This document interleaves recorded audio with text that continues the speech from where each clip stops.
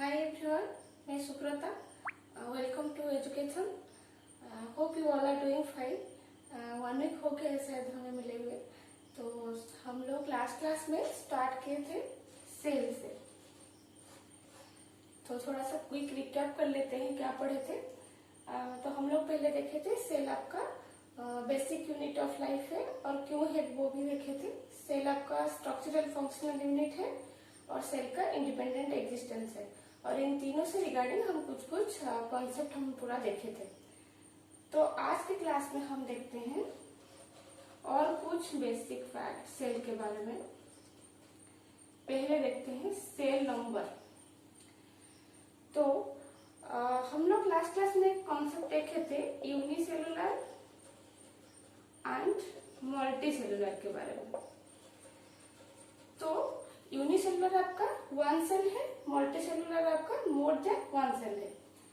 तो जो मल्टीसेलुलर्स हैं जिनके पास मोर देन 1 सेल्स होता है तो उनके पास हम देखते हैं एग्जैक्टली कितने सेल्स होते हैं.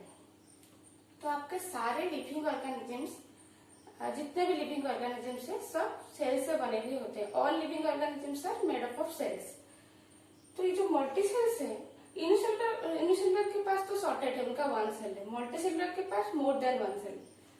तो उनके पास एग्जैक्ट नंबर जो है क्या वो सारे लिविंग ऑर्गेनिजम्स में सेम है कि जैसे कि आपका मामल्स के पास जितने हैं क्या बर्ड्स के पास उतने हैं, या फिर इवन मामल्स में भी जैसे कि फॉर एग्जांपल आप ह्यूमंस को ही ले लो.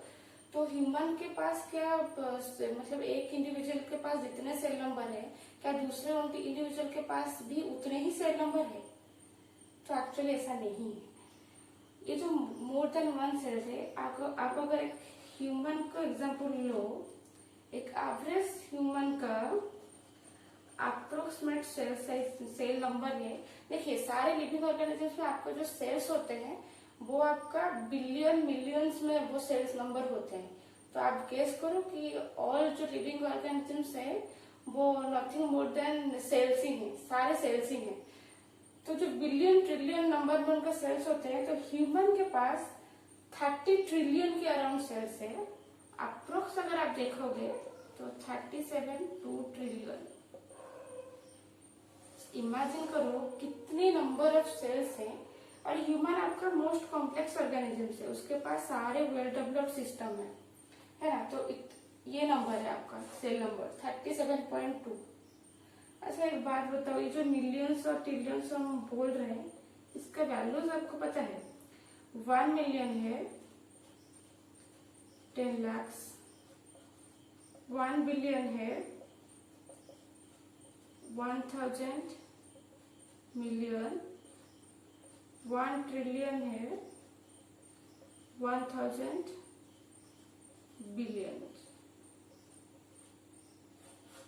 इमेजिन करो कितने सेल्स आपके पास है और इतने सेल में आपका सारा फंक्शंस होते हैं. ठीक है. और अब देखते हैं कि individual to individual cell number differ करते हैं या नहीं. बिल्कुल करते हैं. जैसे कि और ये डिपेंड कैसे करते हैं, जैसे कि आपके पास जितने सेल्स है मेरे पास उतने सेल्स नहीं है. वन सेकेंड, ये आपका सेल डिवीजन का पार्ट है कि आप देखोगे तभी आपको क्लैरिटी होगा कि कैसे सेल्स नंबर बढ़ते हैं और कैसे आपका सेल डेथ होता है, एपोप्टोसिस होता है. लेकिन जो आपका सेल नंबर है वो डिपेंड करता है हाइट, वेट, हेल्थ, ऐसे ही कुछ फैक्टर्स होते हैं जिस पर डिपेंड करता है सेल नंबर. वेट के हिसाब से भी ये वैरी करता है, हाइट के हिसाब से भी वैरी करता है और हेल्थ एक्सेट्रा की वजह से भी ये सेल नंबर वैरी करता है. तो ये जो नंबर है तो ये किसका है, ये एवरेज है. ये अप्रोक्सीमेट मतलब एक एवरेज ह्यूमन का ये अप्रोक्सीमेट सेल नंबर है कि 37.2 ट्रिलियन के अराउंड हमारे पास सेल्स होते हैं. ठीक है. अब हम लोग देखते हैं और दूसरा एक कॉन्सेप्ट सेल के regarding, cell shape.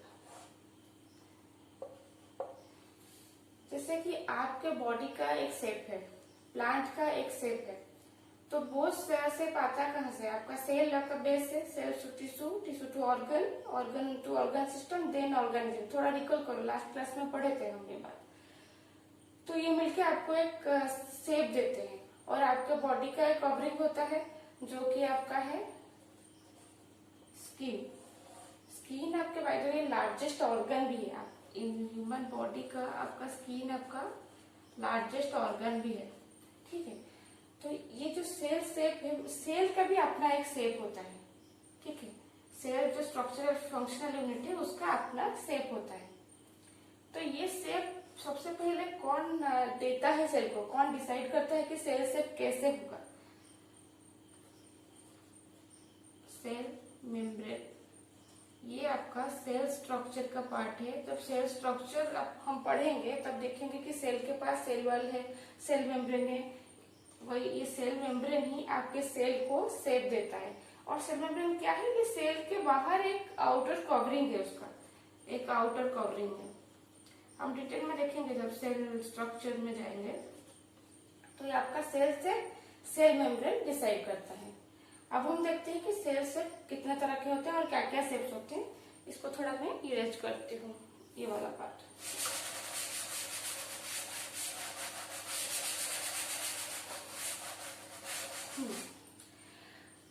Cell shape में एक आपका शेप होता है इरेगुलर। इरेगुलर सेल शेप मतलब इसके सेल का एक्चुअली कोई फिक्स्ड शेप नहीं है। वो अपने सिचुएशन और नीड के हिसाब से शेप को चेंज कर सकता है।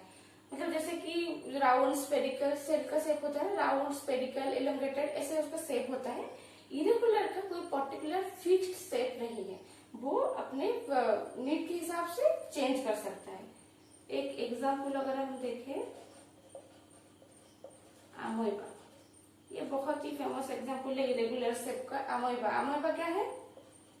प्रोटोजोअन्स, माइक्रो ऑर्गेनिजम्स में आप पढ़ोगे डिटेल में इसके बारे में। तो क्या होता है अमोइबा का? उसका शेप जैसे उसका लोकोमोशन करने के लिए है, लोकोमोशन तो मूव करने के लिए है या फिर फीड करने के लिए, उसके बॉडी से प्रोजेक्शन निकलता है, प्रोट्रूजन्स जिसको बोलते हैं, उसको हम क्या बोलते हैं? सीडोपोडिया।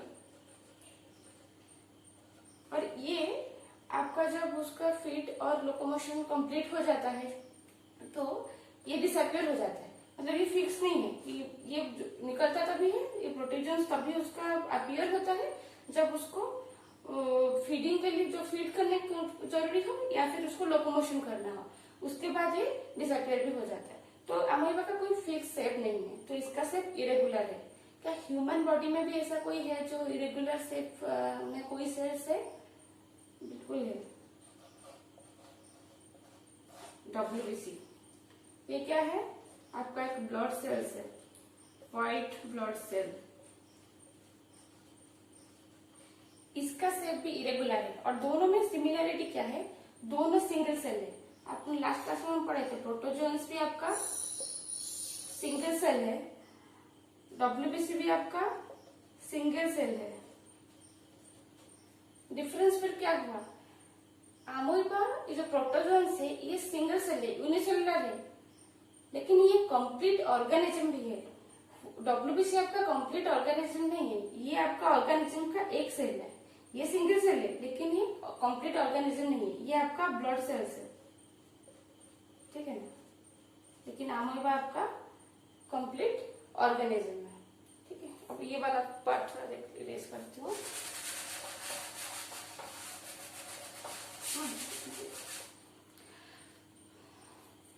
तो इरेगुलर के बाद आपका कुछ और शेप है, जैसे कि राउंड शेप आता है, स्पेरिकल होता है सेल का कुछ शेप, इलोंगेटेड होता है, कुछ फ्लैट भी होते हैं। ये टोटल लिविंग ऑर्गेनिजम्स की बात है, ठीक है। कुछ स्टार शेप्ड सेल भी मिलते हैं। अच्छा, ये हमने ये देखा कि सेल शेप डिसाइड करता है आपका प्लाज्मा मेम्ब्रेन या सेल मेम्ब्रेन, लेकिन ये जो सेल शेप है वो ऐसे क्यों है? कुछ सेल का राउंड क्यों है, कुछ का इलोंगेटेड क्यों है, कुछ का स्पेरिकल क्यों है? फंक्शन बेस्ड होते हैं ये सारे। कोई भी शेप अगर स्पेरिकल हो, उसका रीजन उसका फंक्शन है, उसका फंक्शनैलिटी के ऊपर ही सेल शेप डिसाइड होता है। कोई भी शेप इलोंगेटेड हो तो उसका भी रीजन इसका ये फंक्शन है। हम देखे थे ना, सेल आपका फंक्शनल यूनिट है, सारे काम सारे फंक्शन जो इंडिविजुअल करते हैं वो आपका सेल में ही कंप्लीट हो जाता है। तो इसी फंक्शन की वजह से इसका सेल ऐसे स्फेरिकल है, किसी का इलोंगेटेड है, किसी का फ्लैट है, किसी का राउंड है। जैसे कि आप एग्जाम्पल लेके हम समझते हैं, आपका ब्लड सेल जो है, और एक ब्लड सेल है ना आपका RBC, red blood cell,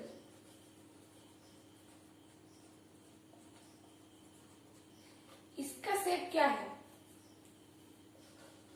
बाइकॉन्केव। RBC का शेप बाइकॉन्केव है। तो ये बाइकॉन्केव क्यों है? क्योंकि आरबीसी का फंक्शन क्या है? अगर हम देखें तो कुछ इस तरह का आपको स्ट्रक्चर मिलेगा। ये वाला पार्ट अगर ये कर दो तो आरबीसी का फंक्शन क्या है? आपका आरबीसी का काम है diffusion and exchange of gases, है ना। वो अब क्या करता है, ऑक्सीजन को, ये इस तरह का है, ऑक्सीजन को लंग से लेकर जाता है, आपका पूरा टिश्यू और सेल्स तक ऑक्सीजन पहुंचाना, और टिश्यू से क्या लेके आता है? Carbon dioxide. इम्प्योरिटी को बाहर निकालता है, प्योर गैस को आपका मतलब ऑक्सीजन को, आपका ऑक्सीजन हमारे लिए बहुत इंपॉर्टेंट है रेस्पिरेशन के लिए। ऑक्सीजन के बगैर हम सर्वाइव नहीं कर सकते। तो ऑक्सीजन को आपको हर टिश्यू सेल्स तक आरबीसी पहुंचाता है, और टिश्यू से CO2 जो सारे मेटाबॉलिज्म का बाई प्रोडक्ट है CO2, उसको लेके बाहर रिलीज कर देता है। तो इसका काम क्या है? बेसिकली ट्रांसपोर्ट हुआ ना, diffusion and exchange of gases में ये हेल्प करता है। तो जब कोई भी गैस को वो डिफ्यूज और एक्सचेंज करेगा, और ये गैस को कैरी करने के लिए, मतलब ट्रांसपोर्ट करने के लिए इसको क्या चाहिए? उसको ज्यादा सरफेस एरिया चाहिए, मतलब ज्यादा स्पेस चाहिए, जिससे वो इन गैस को लेके जा सके और वापस लेके आ सके। तो इसको सरफेस एरिया उसको ज्यादा चाहिए। तो इसी सरफेस एरिया को, इंक्रीज सरफेस एरिया के लिए इसका शेप आपका होता है बाइकॉन्केव, ठीक है। और आपका इलोंगेटेड और एक सेल का एक एग्जांपल लेते हैं। आपका इलोंगेटेड सेल का एक एग्जांपल ले, नर्व सेल्स। नर्व सेल्स क्या होता है आपका? इलोंगेटेड है एंड ब्रांच्ड भी है, मतलब इलोंगेटेड सेल है और उसका ब्रांचिंग भी निकला है। ऐसा क्यों है? अच्छा देखिए, नर्व सेल्स का काम क्या है? नर्व सेल्स का हम अगर सिंपल टर्म में देखें, वो अपने बाकी बॉडी के बाकी ऑर्गन से मैसेज लेके जाता है ब्रेन तक। ब्रेन का जो ऑर्डर है वो लाके देता है बाकी ऑर्गन्स तक। हम लास्ट क्लास में वो मॉस्किटो वाला एग्जांपल लेके देखे थे कि सिग्नल में कैसे हेल्प करता है, सिग्नल ट्रांसमिशन करता है। तो ये सिग्नल पूरा ब्रेन से आपकी बॉडी के पार्ट तक पूरा सिग्नल देने के लिए उसका लेंथ ज्यादा होना चाहिए ना, वो सारा मतलब ताकि वो वही फंक्शन कर सके, सिग्नल ट्रांसमिशन कर सके। इसी वजह से नर्व सेल इलोंगेटेड है और ब्रांचिंग भी है, ब्रांच स्ट्रक्चर भी है। और ये सेल का फंक्शन, अगर ये सेल शेप चेंज होता है तो आपका फंक्शन में एबनॉर्मलिटी शो होता है। जैसे कि इसी का एग्जांपल ले लो, आरबीसी का बाइकॉन्केव शेप है। जब आरबीसी जब बाइकॉन्केव शेप से चेंज होके कुछ इस तरह का बन जाता है, इसको क्या कहते हैं? Spindle shape.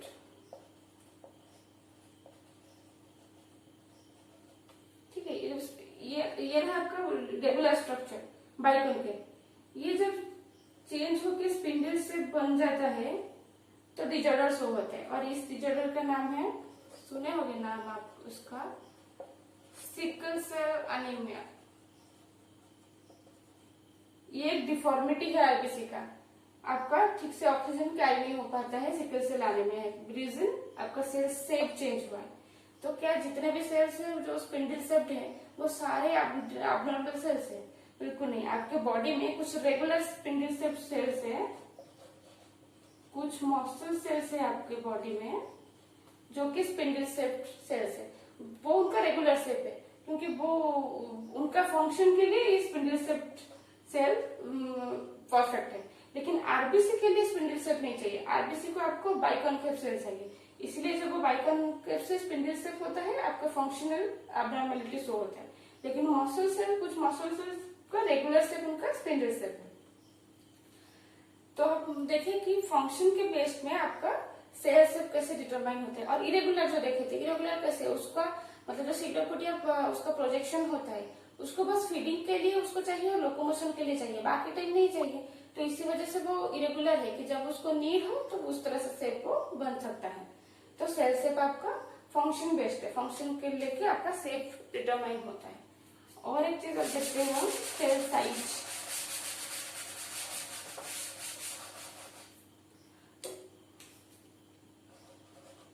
Cell size, cell का एग्जैक्ट साइज, एक्चुअल साइज क्या होता है। आप एक मतलब एक आंसर करो कि क्या आप सेल को अपने नेकेड आई से देख सकते हो? नहीं देख सकते।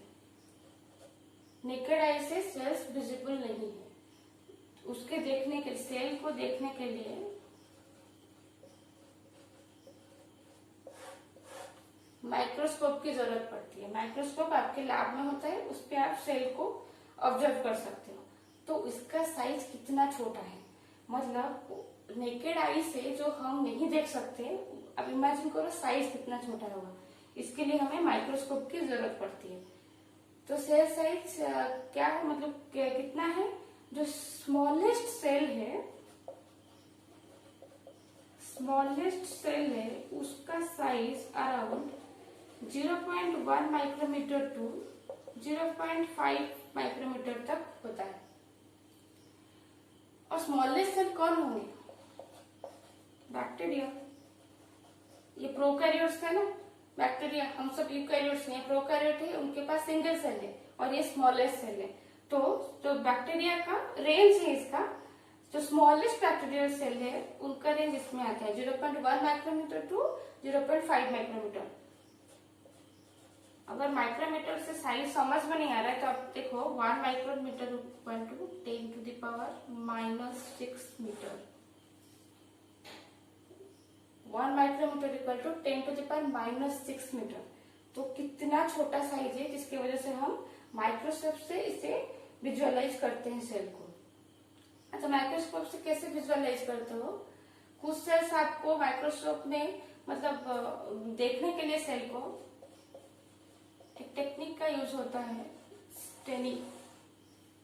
अगर आपको सिंपली कोई सेल्स देखना चाहते हो माइक्रोस्कोप में, लिविंग सेल्स, उसके लिए आप क्या कर सकते हो, पॉन्ड वाटर कुछ कलेक्ट कर सकते हो एक कंटेनर में, और आपके स्कूल के जो लैबोरेटरी है, आप अगर मतलब वो कन्वीनियंट हो तो पॉन्ड वाटर लेके आप एक स्लाइड में रखो। स्लाइड एक छोटा सा इस तरह सा एक होता है, ये नहीं होता ऐसे, तो एक स्लाइड रहता है। स्लाइड में आप कुछ पॉन्ड वाटर लेके अगर माइक्रोस्कोप में देखोगे तो उसमें आपको अमोइबा दिखेगा।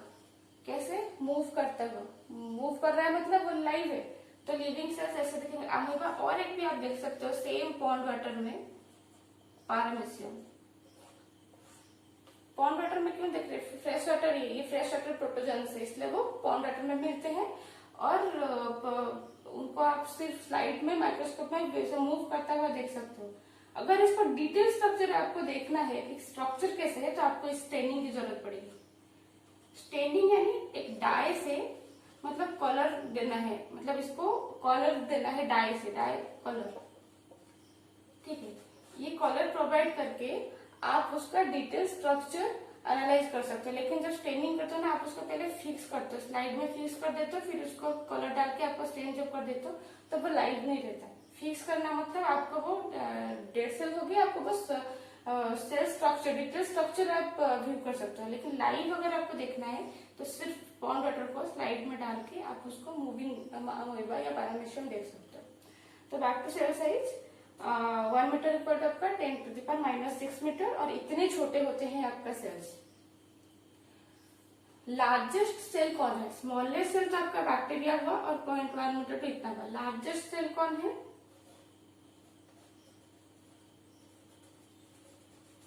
एग ऑफ ऑस्ट्रिच, ये आपका लार्जेस्ट सेल है। Size 170 mm to 130 mm I guess. ये आपका बड़ा है। अच्छा, ये कितना बड़ा है? देखो कुछ एक्सेप्शन हर जगह होता है। 1 मिलीमीटर कितना है? 1 मिलीमीटर आपका कितना मीटर है? 0.00 1 मीटर। ठीक है, ये सेल, ये आपका लार्जेस्ट सेल साइज है और स्मॉलेस्ट है जो माइक्रोस्कोपिक विजुअलाइजेशन है, इतने रेंज में आपका आते हैं। और एक है जो आपका एग खाते हो ना, आप अंडा जो खाते हो, उसका जब आप उसको बॉईल कर देते हो तो उसका जो व्हाइट पार्ट है वो क्या है, सॉलिडिफाई हो जाता है। एक बॉईल करने के बाद उसका सॉलिडिफाई हो गया, और जो व्हाइट पार्ट है वो क्या है, एल्बुमिन। ठीक है, अंदर उसके क्या है, एक येलो कलर का एक पार्ट आपको मिलेगा। ये क्या है, येलो पार्ट यॉक है, एग यॉक। ये आपका एक सिंगल सेल का पार्ट है, उसको आप विजुअलाइज कर सकते हो अपने आई से, नेकेड आई से। ये आपका सिंगल सेल का पार्ट है। ठीक है, और अभी ये सेम, ये भी एक सेल सेप की तरह यहाँ पे भी एक क्वेश्चन उठता है कि ये सेल साइज जो है, जैसे कि ह्यूमंस है, और जैसे कि आप ले लो कोई डॉग है या फिर रैट है या फिर एलिफेंट है, तो क्या उनके सेल साइज में, मतलब ह्यूमंस कॉम्प्लेक्स बड़े हैं तो उनका साइज बड़ा होगा, और रैट का साइज, रैट छोटे हैं तो रैट का साइज, सेल साइज छोटा होगा, क्या ऐसा कुछ है? तो एक्चुअली ऐसा नहीं होता है। सेल साइज भी, ये मैं रेज करती हूँ, आपका फंक्शन बेस्ड है। ठीक है, आपका जो सेल साइज, सेल का हमारा स्ट्रक्चरल फंक्शनल यूनिट है, तो ये सारा फंक्शन बेस्ड काम करता है, तो सेल साइज भी आपका फंक्शन बेस्ड है। जैसे कि आपके नर्व सेल्स है, वो ऐसा नहीं रैट में स्फेरिकल हो जाएगा क्योंकि वो छोटा है। नर्व सेल है, उसका काम है सिग्नल ट्रांसमिशन करना, तो रैट में भी नर्व सेल का साइज होगा इलोंगेटेड एंड ब्रांच्ड, इसमें भी इलोंगेटेड होगा।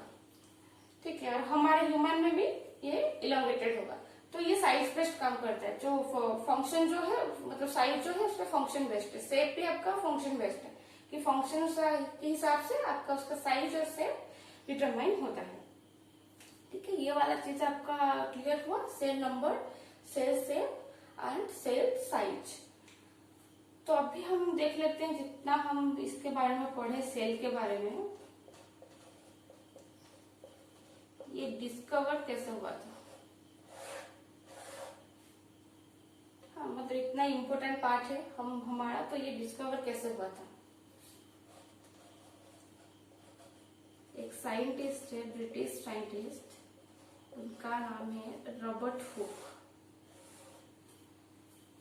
इन द ईयर 1665 इन्होंने क्या किया, रॉबर्ट हुक 1665, ये आपको याद रखना है, आपके एग्जाम के लिए खाली नहीं, इतना इम्पोर्टेंट चीज है, तो हमारा बस मोरल रिस्पॉन्सिबिलिटी भी बनता है कि इनको हम ऑटमोस्ट रेस्पेक्ट पे करें। तो रॉबर्ट हुक 1665 में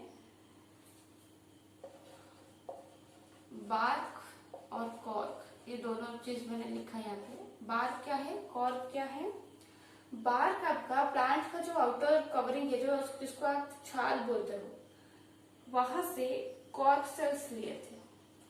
अब ये कॉर्क सेल्स क्या है, ये आपका प्लांट एनाटॉमी में आप डिटेल में देखोगे कॉर्क सेल्स वगैरह क्या है। अभी के लिए आप जानो कि कॉर्क सेल्स जो है, इसमें वैक्सी कवरिंग होता है, मतलब वैक्स होता है उसमें, और इसका फंक्शन क्या है, एक्स्ट्रा प्रोटेक्शन। ये हम डिटेल में देखेंगे। अभी के लिए ये वैक्स कोटिंग होता है कॉर्क सेल्स में, इसका फंक्शन है extra protection, insulation, water impermeable करवा देता है वो सेल को, वो सब हम बाद में देखेंगे। तो इसी से उन्होंने क्या किया था, एक थोड़ा विजुअलाइज करते हैं। थीन स्लाइसेस प्रिपेयर किए थे कॉर्क सेल्स से, थीन स्लाइसेस ऑफ कॉर्क लेके उन्होंने मैग्नीफाइंग ग्लासेस में देखा था। एक्चुअली इस टाइम पे 1665 तक आपका माइक्रोस्कोप, इतना वेल डेवलप्ड माइक्रोस्कोप तभी था नहीं। ठीक है, उनके पास जो भी थे माइक्रोस्कोप, मैग्नीफाइंग ग्लासेस का जो भी था, उन्होंने वो थीन स्लाइसेस दे लेके उसको मैग्नीफाइंग ग्लासेस में ऑब्जर्व किया। तो उन्होंने देखा क्या, उन्होंने बॉक्स लाइक स्ट्रक्चर्स देखे थे उसमें। बॉक्स लाइक स्ट्रक्चर्स माने, आप हनीकॉम्ब कोई देखे हो कभी, वो जो मधुमक्खी के क्या छत्ता या छाता कुछ बोलते हो, हनीकॉम्ब में आप देखोगे तो ऐसे छोटे छोटे कंपार्टमेंट होते हैं ना, इस तरह के एक कॉम्पैक्ट मतलब इसे बॉक्स लाइक स्ट्रक्चर्स उन्होंने ऑब्जर्व किया था जो हनीकॉम्ब के जैसा था। और क्या इसका स्ट्रक्चरल क्या था कि जो सारे जो बॉक्स थे वो एक दूसरे से सेपरेट थे, मतलब पूरा कंपार्टमेंट उसका था कि ये बॉक्स इससे सेपरेट है, ये बॉक्स इससे सेपरेट है, मतलब पूरा स्ट्रक्चर इसका वो देखे थे कॉर्क सेल्स का। तो उन्होंने तब ये टर्म कॉइन किया था इसको, तब उन्होंने इसको सेल बोला था। तो ये जो स्ट्रक्चर है एक्चुअली बाद में पता चला ये जो देखे थे बॉक्स लाइक स्ट्रक्चर ये एक्चुअली सेल्स नहीं थे एग्जैक्टली, वो सेल वॉल थे। मैच्योर कॉर्क सेल्स होते हैं ना वो डेड होते हैं, आपका जो मैच्योर कॉर्क सेल्स है वो डेड होते हैं। तो डेड सेल में आपको ये लिखा था उनको सेल वॉल था, वो बाद में पता चला, लेकिन रॉबर्ट हुक समझे थे कि वो सेल है। तो डिस्कवरी सेल का यहीं से हुआ है। पूरा स्ट्रक्चर सेल का कब पता चला, जब लेटर स्टेज में आपका प्रॉपर माइक्रोस्कोप का डेवलप माइक्रोस्कोप जब आ गया तब सेल का प्रॉपर डिटेल्स आपको पता चला। तो आपके लिए एक टास्क है नेक्स्ट क्लास में तक आप ये देखो माइक्रोस्कोप का डेवलपमेंट कैसे हुआ है और कैसे स्टेप आज का जो माइक्रोस्कोप जितने तरह की हैं वो किस किस स्टेज से गो थ्रू करके आज का ये वेल डेवलप्ड माइक्रोस्कोप बना है। तो उसका जो डेवलपमेंट है और फंक्शन हम कैसे करते हैं ये वाला पार्ट आपके लिए थोड़ा देखो आप, और इस नेक्स्ट क्लास में मैं एक्सप्लेन करूंगी। इस बीच आप थोड़ा प्रिपरेशन करो इसका कि माइक्रोस्कोप का डेवलपमेंट कैसे है, ये थोड़ा आप खुद से ही पढ़ो। नेक्स्ट क्लास में हम डिटेल में देखेंगे इसको। तो सेल का डिस्कवरी ऐसे हुआ था रॉबर्ट हुक, और रॉबर्ट हुक की एक बुक है माइक्रोग्राफिया जिसमें ये सारा फाइंडिंग्स मेंशन है। ये नाम भी आपके लिए इम्पोर्टेंट है। Robert Hooke in the year 1665 cell discover किए थे, कॉर्क सेल में डिस्कवर किए थे, और उनका एक बुक है माइक्रोग्राफिया। ठीक है, अब आप आते हैं हमारा सेल के जो बेसिक चीजें देखते हैं। मोस्टली ये हमारा स्ट्रक्चर में जाने से पहले ये हमारा लास्ट बेसिक चीज होगा सेल थ्योरी। सेल थ्योरी क्या है, अब नाम से ही समझ में आ रहा है ये सेल थ्योरी में सेल के कुछ इंपॉर्टेंट फीचर्स होंगे। तो देखते हैं क्या है सेल थ्योरी। सबसे पहले मतलब दिए कौन थे, cell theory was given by 2 scientist का कंट्रीब्यूशन है आपका सेल थ्योरी में। नाम आपका अगेन इम्पोर्टेंट है, एक है Schleiden in the year 1838, Schwann in the year 1839। Individually ये काम किए थे लेकिन उनका फाइंडिंग सेम था, तो ये प्रोपाउंड हुआ था आपका सेल थ्योरी। तो स्क्लीडेल एक बॉटनिस्ट है और स्क्वान एक जूलॉजिस्ट है। ये बॉटनिस्ट है और ये जूलॉजिस्ट है। स्क्लीडेल क्या देखे थे, उन्होंने क्या बोला था कि जितने भी आपका प्लांट सेल्स है, बॉटनिस्ट है ना तो प्लांट सेल के बारे में ही बोलेंगे, प्लांट सेल्स है वो डिफरेंट सेल का कंपोजिशन है, मतलब प्लांट सेल सारा डिफरेंट सेल से आपका बने हुए होते हैं। वहां हम टिश्यू देखे ना, बहुत सारे सेल मिलकर टिश्यू बना था। क्या देखे थे, वो एनिमल सेल्स में देखे थे। सेम कॉन्सेप्ट देखे थे कि एनिमल सेल्स आपका डिफरेंट सेल्स से बने हुए होते हैं। और उन्होंने स्क्वायर ने और एक चीज भी बोला था कि सेल का जो आउटर कवरिंग है एनिमल सेल का वो सेल मेम्ब्रेन है, ये स्क्वायर ने बोला था। और एक चीज ये बोले थे स्क्वायर कि जो सेल वॉल है वो प्लांट सेल का एक्स्ट्रा कवरिंग है, मतलब प्लांट और एनिमल सेल का डिफरेंस हम स्ट्रक्चर जब आ जाएगा तब हम देख लेंगे इसको, मतलब देखेंगे उसको। प्लांट सेल और एनिमल सेल में जो डिफरेंस है, बेसिक स्ट्रक्चरल डिफरेंस ये है कि प्लांट सेल का एक एक्स्ट्रा कवरिंग होता है जो कि सेल वॉल है, और एनिमल में सेल वॉल नहीं है, एनिमल का आउटर कवरिंग है उसका सेल मेम्ब्रेन। तो ये जो सेल ये चीज आपका स्क्वान बोले थे, और एनिमल का सेल मेम्ब्रेन कवरिंग है ये भी स्क्वान बोले थे। तो 1838 में स्क्लीडेल 1839 में स्क्वान दोनों मिलकर आपका सेल थ्योरी को प्रोपोज किए थे। Cell theory was given by these two scientists. ठीक है, तो उसका हम फीचर देखते हैं कि सेल थ्योरी क्या है, इसमें ये दोनों क्या बोले थे। सेल थ्योरी के कुछ इंपॉर्टेंट फीचर्स हैं, कुछ हमारा मॉडर्न कॉन्सेप्ट भी इसमें इंक्लूड हुआ है। पहले देखते हैं, सेल थ्योरी का फर्स्ट फीचर ये है, all living organisms are made up of sales.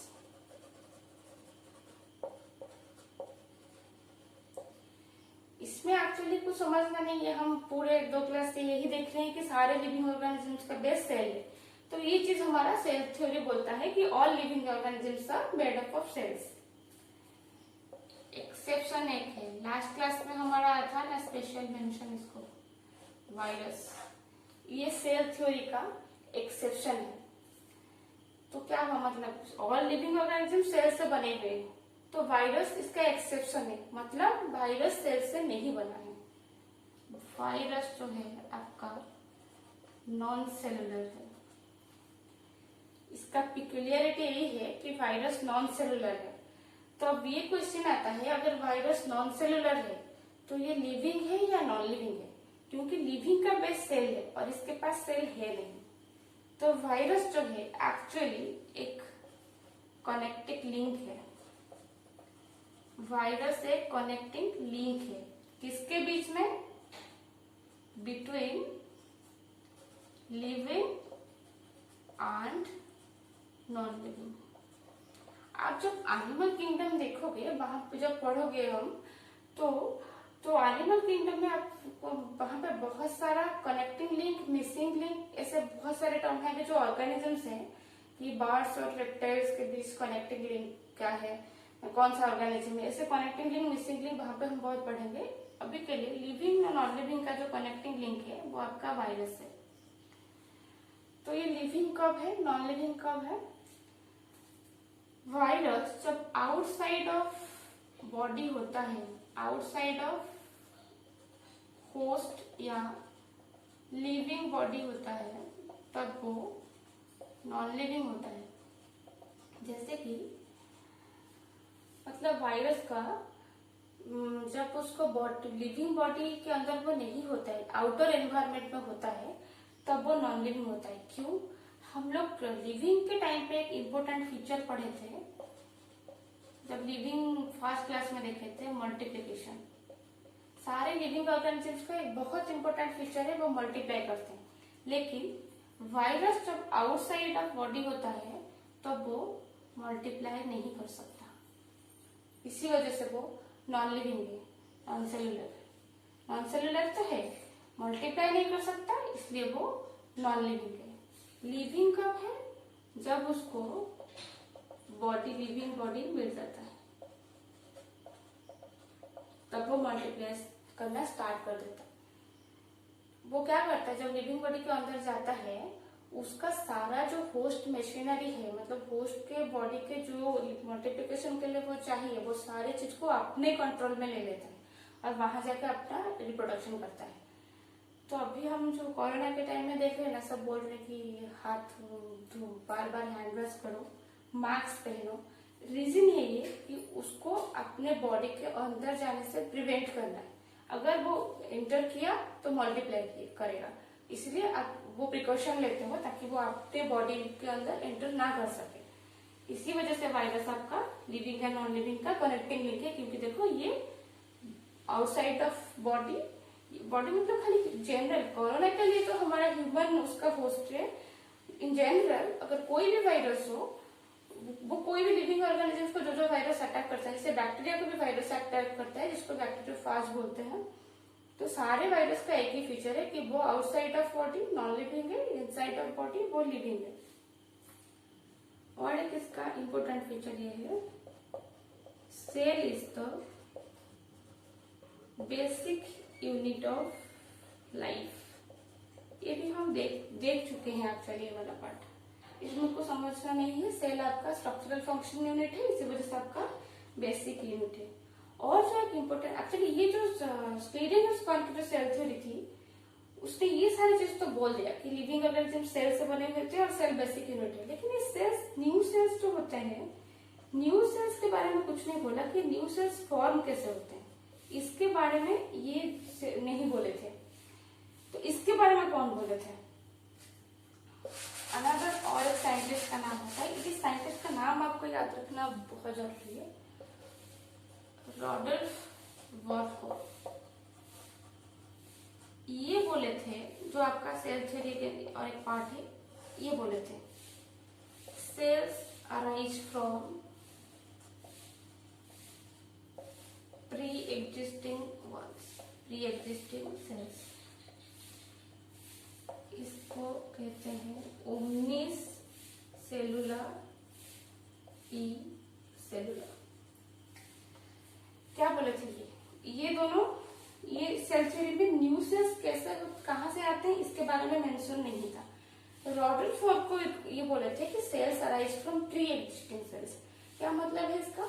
कि जो आपके सेल्स है, जो नए सेल्स बन रहे हैं, उनका बेसिकली एक सेल है, एक सेल से दूसरे सेल्स बनते हैं। हम देखे थे फर्स्ट क्लास में कि सेल डिवीजन होता है, तो ऐसे आपका सेल नंबर बढ़ता है। तो इन दो सेल का बेस क्या हुआ? ये सेल प्री एग्जिस्टिंग सेल्स मतलब पहले से एक सेल है जहां से आपका और सेल्स बन रहे हैं। ये सेल्स कहां से बने? इस सेल से बने, ठीक है। तो इस कॉन्सेप्ट को थोड़ा और क्लैरिटी के साथ देखते हैं, ये वाला पार्ट में रेज करते हैं। आपका जो मल्टी सेलुलर पढ़ने के टाइम पे हमने देखे थे, मल्टी सेलुलर ऑर्गेनिज्म का बेस क्या है? एक फर्टिलाइज्ड एग, सिंगल सेल से वो बनता है फर्टिलाइज्ड एग।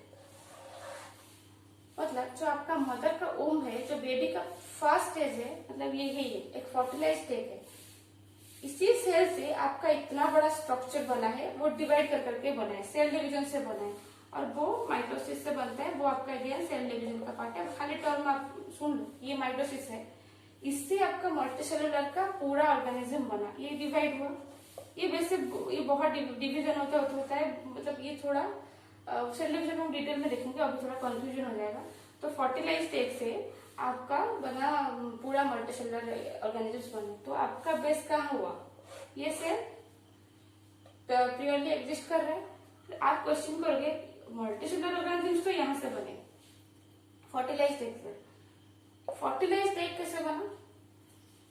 दो सेल्स होते हैं इसके लिए, एक होता है आपका मदर का और एक होता है आपका फादर का, एक स्पर्म। ये दोनों मिलके फर्टिलाइज करके बनता है फर्टिलाइज्ड एग। आप अगर यहां से देखो, एक से फीमेल बॉडी से एक, मेल बॉडी से स्पर्म, दोनों मिलके आपका बना फर्टिलाइज्ड एग। पर ये कहां से आया? इसमें जो और एक सेल डिवीजन से आता है वो मियोसिस, ये भी आता है मियोसिस।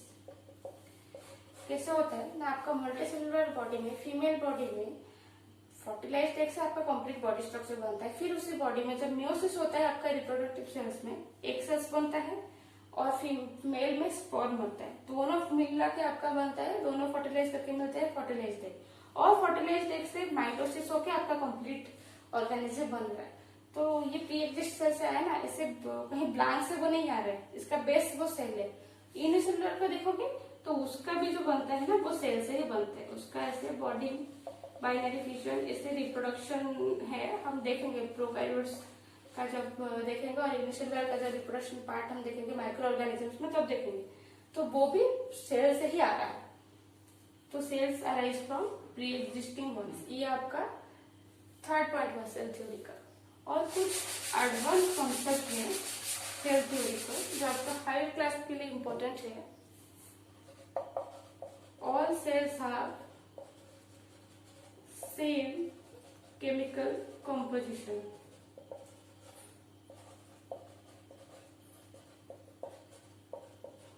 क्या है ये? कि जितने भी सेल्स है, भले ही वो यूनिसेलुलर हो, मल्टी सेलुलर हो, या मल्टी सेलुलर के विदिन जो जितने भी सेल्स हैं, उनका केमिकल कंपोजिशन सेम है। Water, inorganic ions and organic molecules, ये तीनों आपके रहते हैं सारे सेल्स में। वाटर आपका मोस्टली सेल में कितना रहता है, 70% ऑफ वाटर रहते हैं। अगेन स्ट्रक्चर में हम देखेंगे इनऑर्गेनिक आयंस रहते हैं। ऑर्गेनिक मॉलिक्यूल्स कौन होते हैं, जो कार्बन हाइड्रोजन के कंपाउंड्स होते हैं, वो आपका ऑर्गेनिक मॉलिक्यूल्स होते हैं। तो सारे सेल्स में आपका ये कॉमन केमिकल कंपोजिशन है, सारे सेल्स में। नेक्स्ट सेल थ्योरी का पार्ट कौन सा है, सेल एनर्जी फ्लो होता है सेल में, energy flow occur within the cells. Last class को थोड़ा रिकॉल करो, एक टर्म पढ़े थे सेलुलर रेस्पिरेशन। सेलुलर रेस्पिरेशन में हम देखे थे सेल्स के अंदर एनर्जी प्रोड्यूस होते हैं। अब एक टर्म को ध्यान में रखो, अगेन सेल स्ट्रक्चर में देखेंगे तो आप रिलेट कर पाओगे, माइटोकॉन्ड्रिया। माइटोकॉन्ड्रिया में आपका एनर्जी प्रोड्यूस होता है। सेलुलर रेस्पिरेशन जो होता है ना, तो माइटोकॉन्ड्रिया के थ्रू आपका एनर्जी प्रोड्यूस होता है। तो एनर्जी फ्लो हुआ सेल्स में, ठीक है।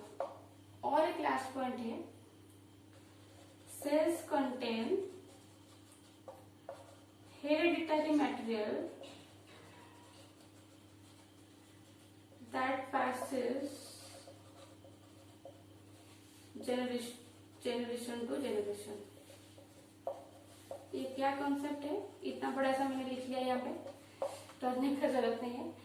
आपके जो सारे सेल्स है, हेरेडिटरी मटेरियल, सारे सेल के पास हेरेडिटरी मटेरियल है जो कि नेक्स्ट जनरेशन को, मतलब ऑफस्प्रिंग को वो पास होता है।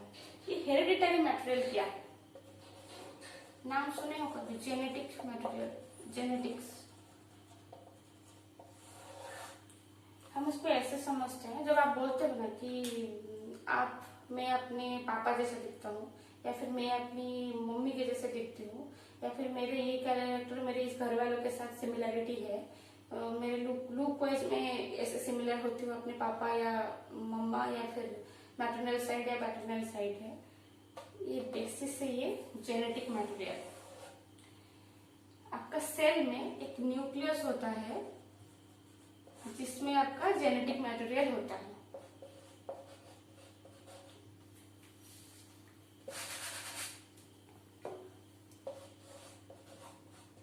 डीएनए इसको बोलते हैं, आरएनए भी है, लेकिन कुछ वायरस का आरएनए मोस्टली होता है genetic material. DNA, RNA, DNA आपका डीएनए है, ह्यूमंस का डीएनए है।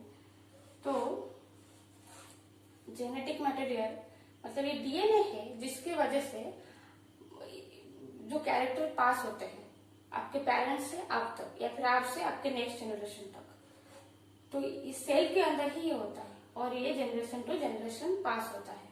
तो सेल थ्योरी का यही बेसिस है। हम पहले देखे 6 पॉइंट को हमने स्टडी किया। एक तो living organisms are made up of cells, basic unit of life, और सेल आपका प्री एग्जिस्टिंग वन से अराइज होता है। सेल में एनर्जी फ्लो होता है जिसको हम माइटोकॉन्ड्रिया जो पढ़ेंगे देखेंगे कैसे एनर्जी प्रोड्यूस करता है। सेलुलर रेस्पिरेशन, ये दोनों इसके आएंगे। और सेल का केमिकल कंपोजिशन सेम है, और सेल का हेरिडिटरी मटेरियल है जो नेक्स्ट जनरेशन को पास करता है। ये आपका सेल थ्योरी का बेसिक पार्ट है। तो आज हमारा मोस्टली सेल का जो रिगार्डिंग कुछ बेसिक कॉन्सेप्ट्स थे वो हमने देख लिए।